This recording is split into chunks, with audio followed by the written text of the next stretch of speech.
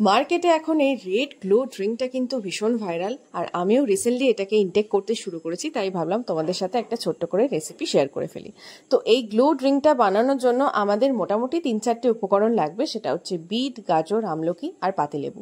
যেহেতু আমি পাতিলেবু ভাত দিয়ে খাই, তাই এটার মধ্যে আর আলাদাভাবে অ্যাড করিনি, শুধুমাত্র আমি বিট, গাজর আর 2টো আমলকি নিয়েছি। আর আমি যেহেতু 1 গ্লাসের থেকে একটুখানি কম ইনটেক করি, তাই বিট আর গাজরটাকে আমি হাফ হাফ করে নিয়েছি। তোমরা কিন্তু চাইলে একটা গোটাও নিয়ে নিতে পারো।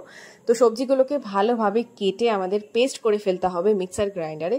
তারপর এই পেস্টটা থেকে কিন্তু আমাদের জুসটাকে ভালোভাবে বের করে নিতে হবে। ব্যাস, তাহলেই তৈরি হয়ে যাবে আমাদের ভাইরাল রেড গ্লো ড্রিঙ্ক। তো বেশিরভাগ জনের মুখেই আমি যেটা শুনেছি, এই ড্রিঙ্কটা খেলে নাকি স্কিনের গ্লো ঝটপট বাড়ে।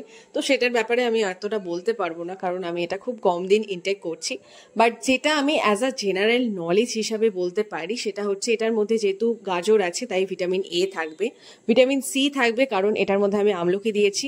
আর বিটে তো আমরা সবাই জানি প্রচুর পরিমাণ আয়রন থাকে। আর এই সমস্ত কিছুর সংমিশ্রণ কিন্তু আমাদের শরীরে ইমিউনিটি পাওয়ারটাকে বুস্ট করতে সাহায্য করবে। যাদের অ্যানিমিয়া আছে তারা তো আজ থেকেই এটাকে ইনটেক করতে শুরু করে দাও, তোমাদের শরীরে রক্তের পরিমাণ বাড়বে। আর এই গ্লো ড্রিঙ্কটার টেস্টটাও কিন্তু খুব একটা খারাপ নয়, আমার তো বেশ ভালোই লেগেছে। তো যারা এখনো ইনটেক করা শুরু করোনি, তারা আজ থেকে ইনটেক করা শুরু করো। আমার মনে হয় অল ওভার তোমরা ভালো রেজাল্ট পাবে।